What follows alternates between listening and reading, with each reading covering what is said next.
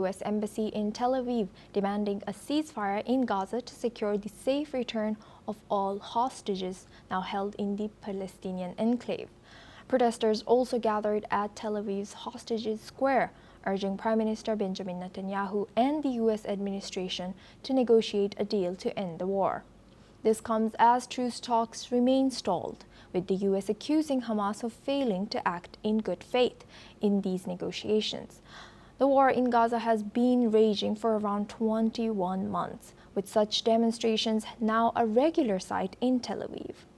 Protesters have also been calling for Netanyahu to step down over his handling of this war. Let's listen in to what some Israeli protesters had to say.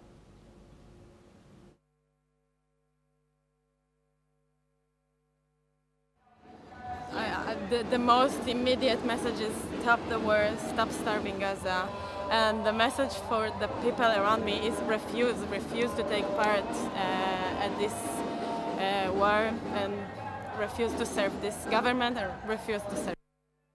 I'm demonstrating against our government, against the war, to stop the war crimes, and get the hostages back home, sign a deal, and get rid of this horrible, terrifying government. End the war, because we don't need to be there. We did enough. They suffer, we suffer. I don't want one soldier to be wounded or to die for actually nothing. And this won't bring our hostages back. So we have to end the war, bring them tomorrow over here. Now we go back to our guest discussion with Professor Rohan Gunaratna. He joins us from Ankara, Turkey. Professor, thank you for staying with us. Now, with truce talks stalled and the U.S. blaming Hamas for a lack of progress, but still it's ongoing and the war is on. It goes on. What's your reaction to people demonstrating in Tel Aviv and now increasing their voices? I have seen the videos and the images of the demonstrations against Netanyahu and against the IDF from continuing operations in Gaza by the Israeli community. And this community has steadfastly grown. And it is very likely that this community will continue to voice their concerns, because they see that by war, looking at past IDF operations, they were not successful in rescuing the hostages. So they believe that only a peace deal will ensure the return of those remaining 52, 53 hostages, of which Israeli government believe more than half has been killed.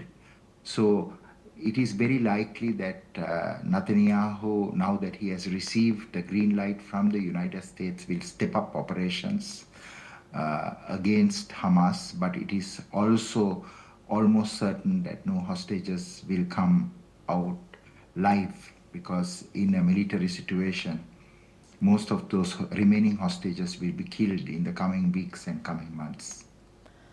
Yes, and Professor, now, so U.S. and Israel have blamed Hamas for lack of progress in their stalled talks. What diplomatic tools still remain in bringing both sides back to the table now? Qatar continues to engage Hamas. Egypt engages Hamas with the intention of bringing them of getting them to negotiate sincerely and genuinely. In fact, Qatar itself is very disappointed with the Hamas thinking on this issue. Hamas doesn't want to release all the hostages, because Hamas knows the moment they are released, Hamas will be dismantled. So Hamas wants to protract the war in Gaza by holding on to the hostages. But I believe that Qatar and Egypt and other countries have put sufficient pressure on Hamas, but Hamas is unwilling. That is why the US said to Netanyahu to go ahead and do the military option.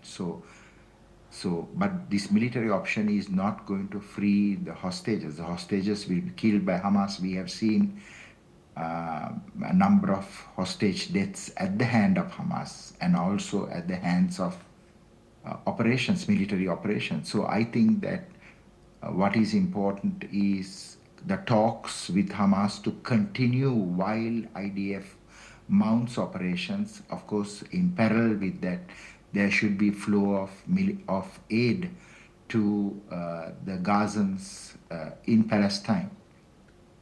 Yes, we hope that diplomatic talks will not stall and the window will be kept open. Thank you very much, Professor Rohan Gunaratna, for joining us all the way from Turkey today. Now we move on to our next news. U.S. President